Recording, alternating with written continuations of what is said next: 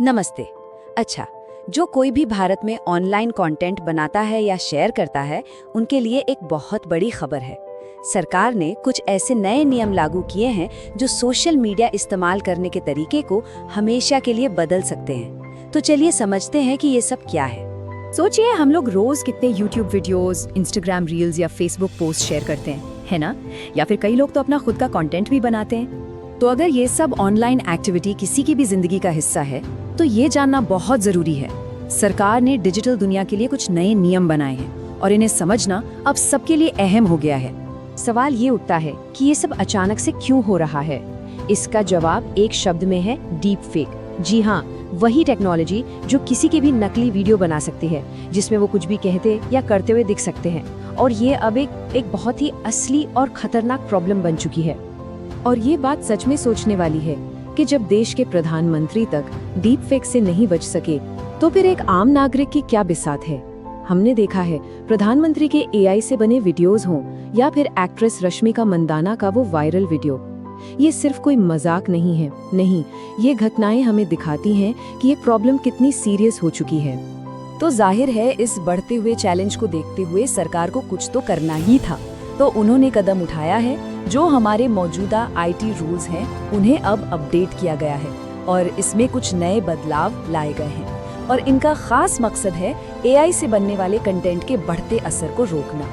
और ये सब कोई पुरानी बात नहीं है, ये सब कुछ अभी अभी हुआ है। सरकार ने 10 फरवरी को इन अमेंडमेंट्स का ऐलान किया और देखते ही देखते 20 फरवरी तक ये कानून भी बन गए। अच्छा, अब इन नियमों के सेंटर में एक टर्म है, सिंथेटिकली जनरेटेड कंटेंट। सुनने में थोड़ा टेक्निकल लगता है ना, पर इसका मतलब सीधा सा है। कोई भी ऐसा डिजिटल कंटेंट जिसे एआई या किसी सॉफ्टवेयर से बदला गया हो ताकि वो बिल्कुल असली इंसान, असली घटना या किसी असली जगह जैसा लगे। तो चलिए, अब इन नियमों को थोड़ा आसान बनाते हैं। इन्हें 3 सिंपल हिस्सों में तोड़कर समझते हैं। ये रूल्स साफ साफ बताते हैं कि अब कंटेंट क्रिएटर्स और प्लेटफॉर्म्स दोनों की नई जिम्मेदारियां क्या होंगी। तो ऑनलाइन दुनिया के लिए खेल के अब 3 नए नियम हैं। पहला, क्रिएटर की ड्यूटी, दूसरा प्लेटफॉर्म की ड्यूटी और तीसरा प्लेटफॉर्म की तरफ से एक जरूरी रिमाइंडर। तो देखिए, पहला नियम सीधा कंटेंट बनाने वालों के लिए है। अब से किसी भी एआई जनरेटेड कंटेंट पर साफ साफ एक वाटरमार्क या लेबल लगाना होगा। और दूसरा नियम है प्लेटफॉर्म्स के लिए, मतलब यूट्यूब, इंस्टाग्राम जैसों के लिए। अब उनकी जिम्मेदारी है कि ये रूल्स फॉलो हो और जो इन्हें नहीं मानेगा उसके खिलाफ एक्शन लिया जाए।